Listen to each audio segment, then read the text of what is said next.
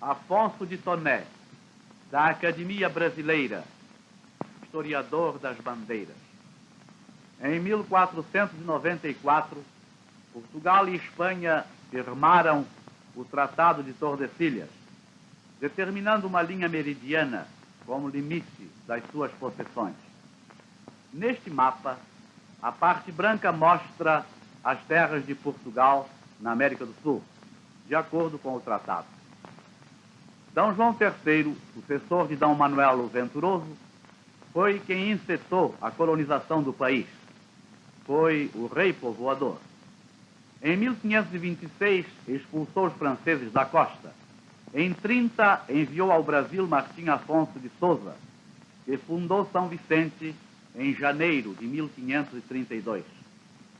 D. João III dividiu o Brasil em capitanias hereditárias, como se havia feito nos Açores e na Madeira. Surgiram no seu reinado outras povoações no litoral: Santos, Vitória, Olinda, Ilhéus, Porto Seguro e a cidade do Salvador.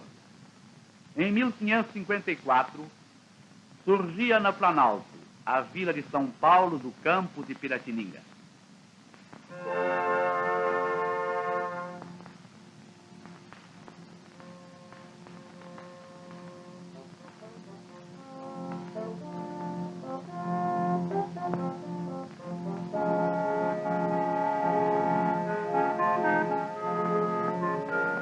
João Ramalho, o patriarca principal dos bandeirantes, e um dos seus filhos, pequeno Mamaluco, neto do cacique Tibiriçá, pai de Bacira, mulher de Ramalho.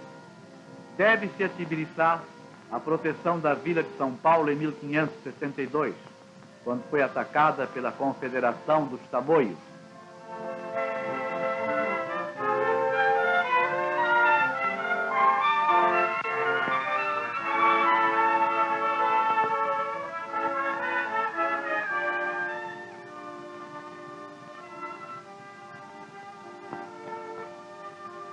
O padre José de Anchieta nasceu na ilha de Tenerife em 1534.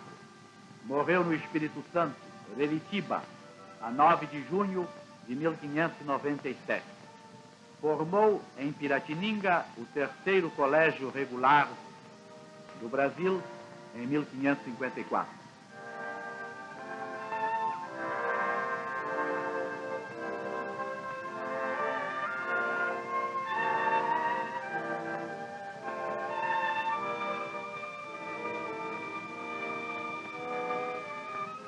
Anchieta é o patriarca dos educadores do Brasil. Viveu ensinando os rudimentos das ciências do seu tempo, a poesia, artes e ofícios. Tudo, no campo da cultura espiritual, surgiu aqui na atividade desse mestre.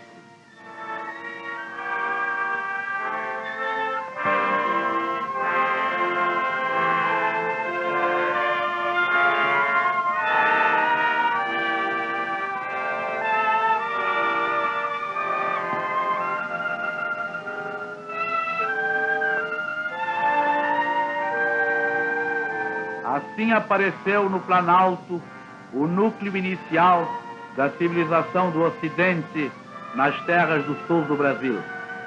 Daí partia o grande movimento das bandeiras.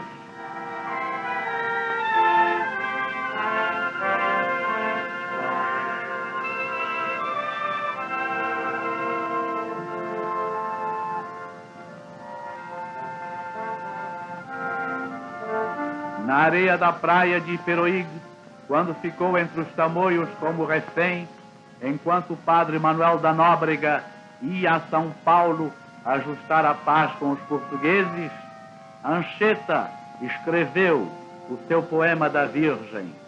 A ti, Virgem Mãe, bela e sem mancha, ergo esta prece para que conserves a minha alma pura e o meu corpo casto.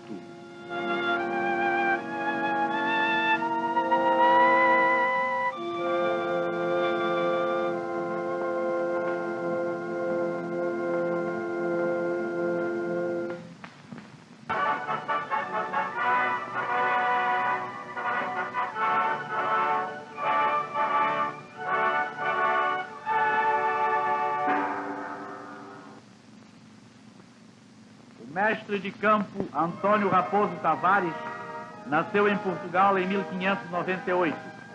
Morreu em São Paulo, aos 60 anos de idade. Foi o senhor de Quitaúna. Esse quadro representa as ruínas da sua fazenda de Quitaúna. Raposo Tavares conquistou aos espanhóis grande parte do sul do Brasil. Figurou na Guerra Holandesa em 1640 e em 1641 aclamou em São Paulo D. João IV, rei de Portugal. Em 1648 partiu o mestre de campo para realizar a maior das jornadas bandeirantes em terras americanas.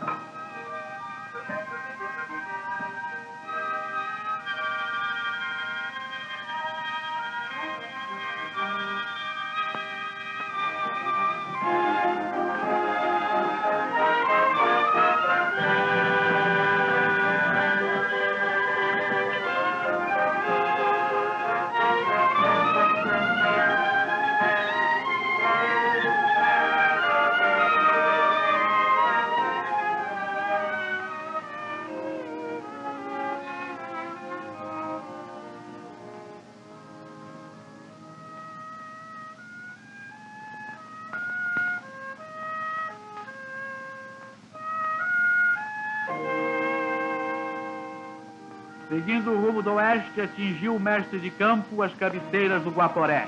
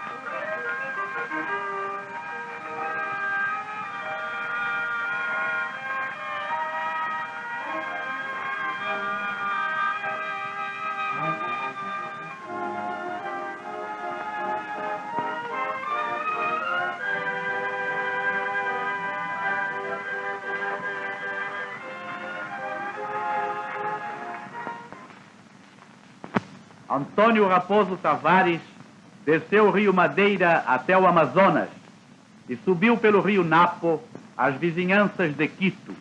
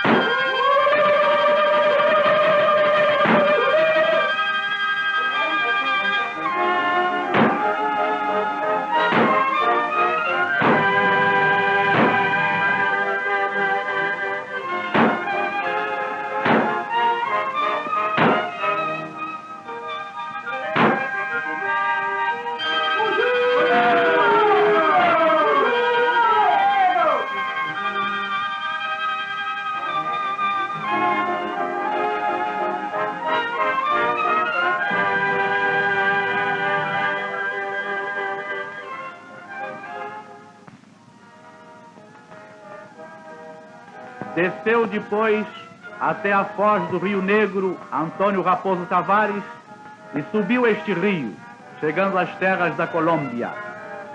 Regressou ao Amazonas e desceu o grande rio até o forte de Gurupá, onde chegou com 59 homens de São Paulo, em 1651. De Gurupá, voltou à sua casa de Quitaúna, Antônio Raposo Tavares, sempre andando pelo sertão.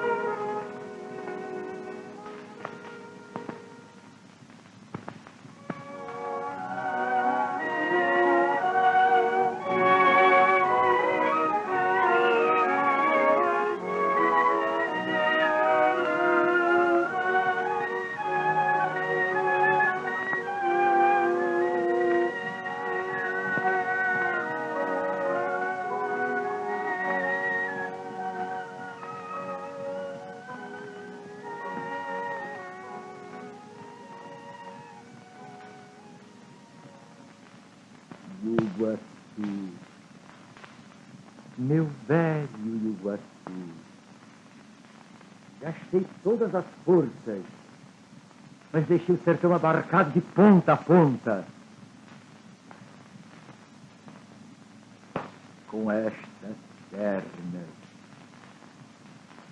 com estas minhas pernas. Antônio Raposo Tavares foi o maior dos bandeirantes. É o símbolo da gente forte que fez recuar o meridiano de Tordesilhas, dando ao Brasil as suas extremas fronteiras.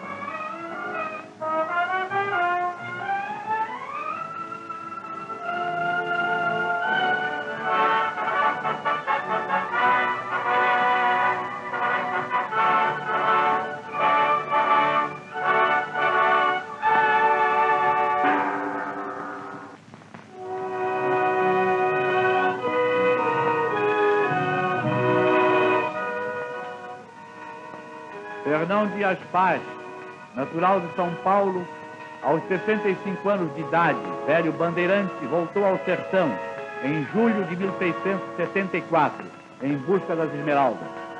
Além de Borba Gato, seu genro, iam na bandeira seus dois filhos, Garcia Paz, moço de valor, e José Dias.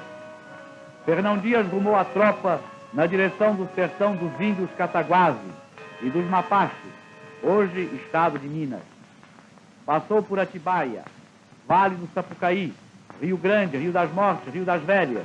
Sua base de operações foi o Arraial do Sumidouro, perto de Sabará. No Mato das Pedreiras, o bandeirante fez acampar a sua gente, já então na miséria, exausta de recursos, sem pólvora e sem balas, sem ferro e sem aço, sem sal e sem azogue, empregado na pesquisa do ouro.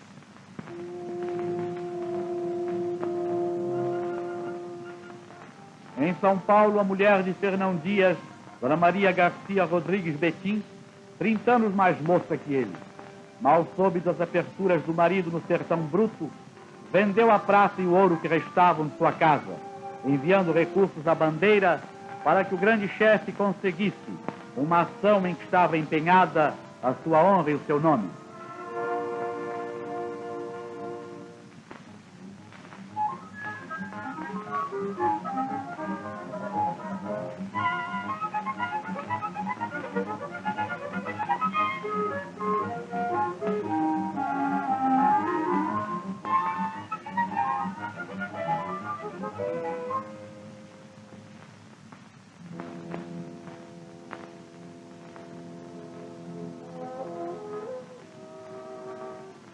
Mato das Pedreiras.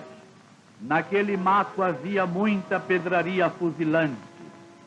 Fernão Dias explorava a terra, dia e noite, sem esmorecer. Estava quase só. Desertavam os companheiros, deixaram-no apenas com seu genro, Manuel de Borba Gato, o tenente-general de Mato.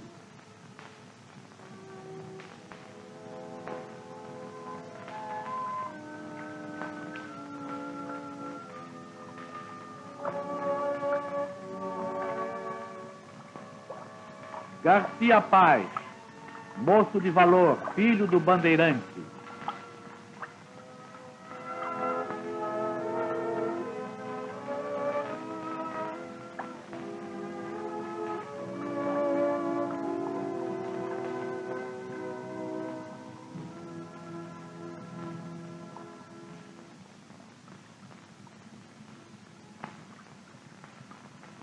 José Dias, o filho traidor. Era tudo o que restava ao governador das Esmeraldas, além de alguns índios e auxiliares de sua casa.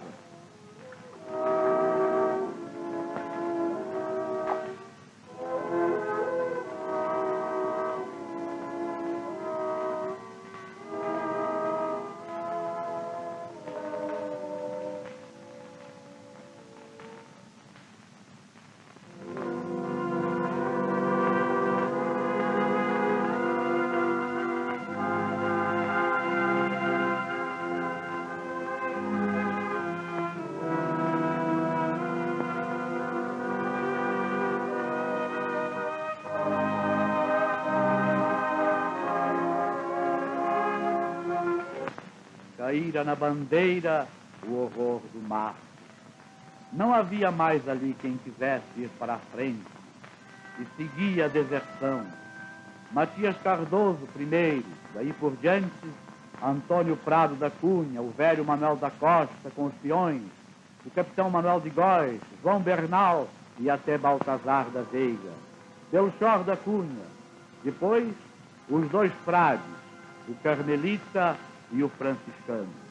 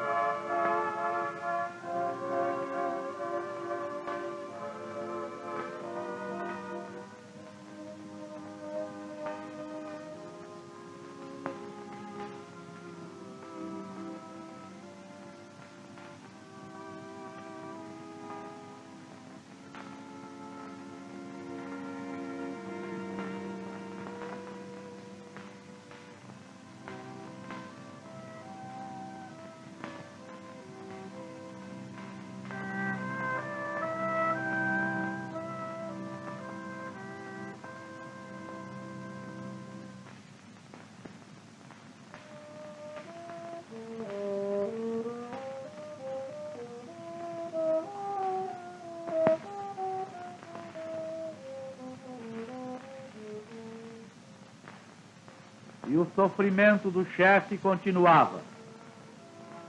Desenrolou-se então, no tosco acampamento, um drama tenebroso.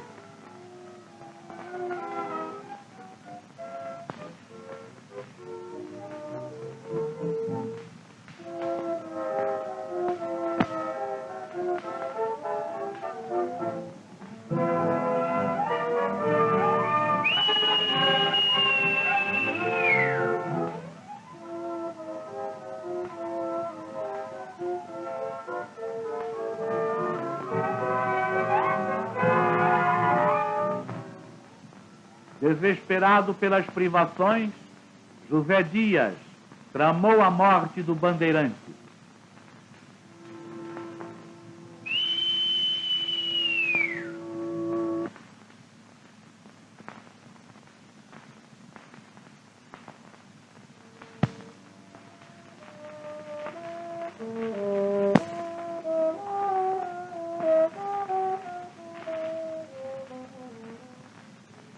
Mas uma velha índia guaianã, fiel servidora do chefe, percebeu a conspiração.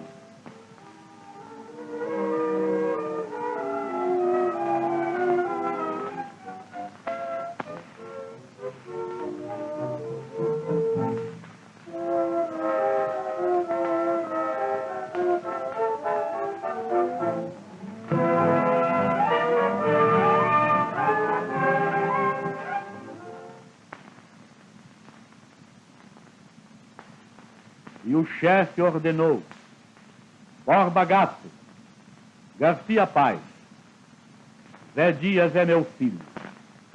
Pouco importa, morrerá. Para crimes destes, há uma pena só: morrer. Enforquem o culpado.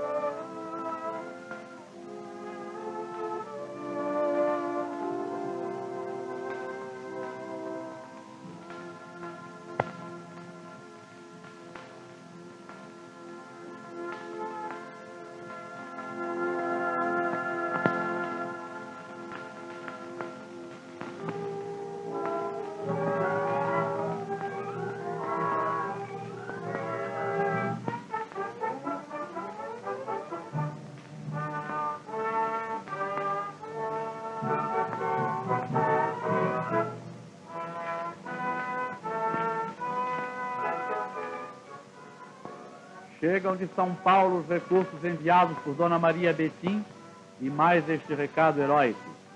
Senhor, não volte sem as pedras ou sem a prata. E assim aparece na epopeia das bandeiras uma voz de mulher.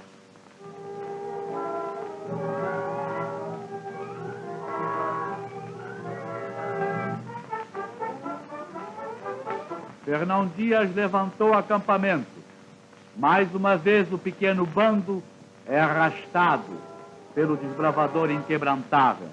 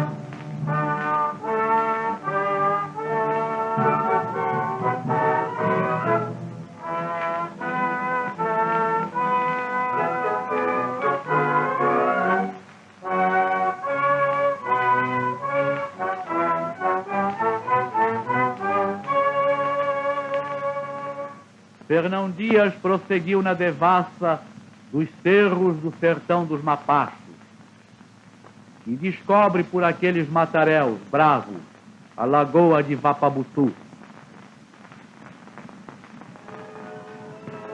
Para o norte, inclinando a lombada brumosa, entre os nateiros jaz a terra misteriosa. Azul Vapabutu beija-lhe as verdes faldas, e águas crespas, galgando abismos e barrancos atulhados de prata, umedecem-lhe os flancos, em cujos socavões dormem as esmeraldas. As esmeraldas dos 27 anos de sertão.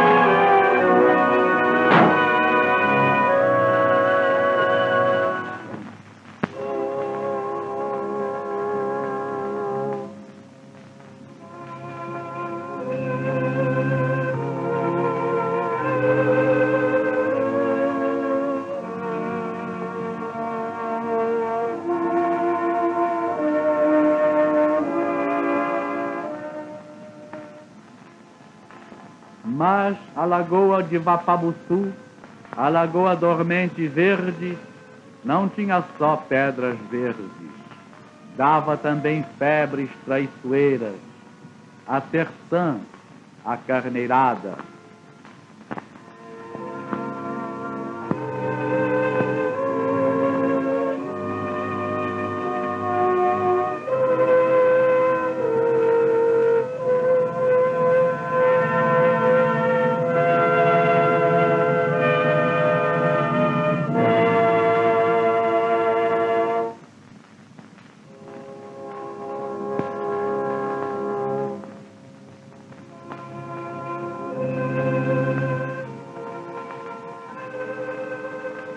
Eram simples turmalinas, e não eram as cobiçadas esmeraldas o que o sertanista descobrira. O engano, porém, encheu seus últimos dias de glória e de esperança. A febre palustre, a carneirada, esperava na terra bravia o homem violador de sertões.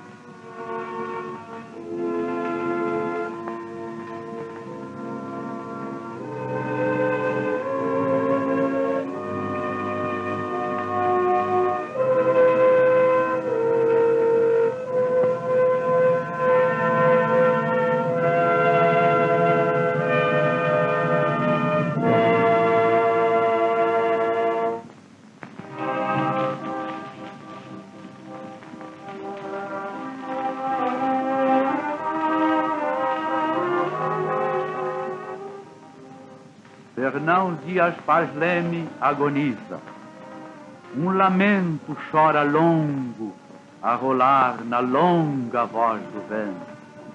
Mugem soturnamente as águas, o céu arde, transmonta fulvo o sol, e a natureza assiste na mesma solidão e na mesma hora triste a agonia do herói e a agonia da tarde.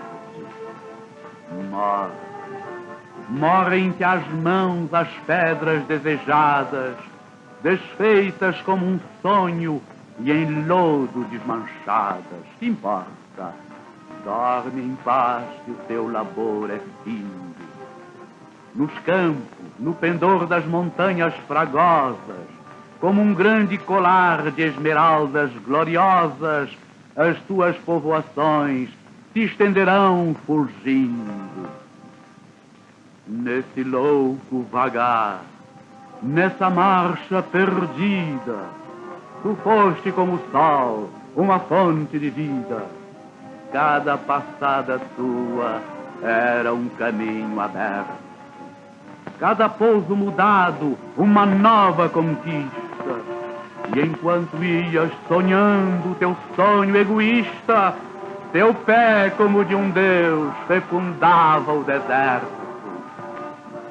Tu cantarás na voz dos sinos, nas charruas, no esto da multidão, no tumultuar das ruas, no clamor do trabalho e nos hinos da paz. E subjugando o olvido através das idades, violador de sertões, plantador de cidades, dentro do coração da pátria viverá.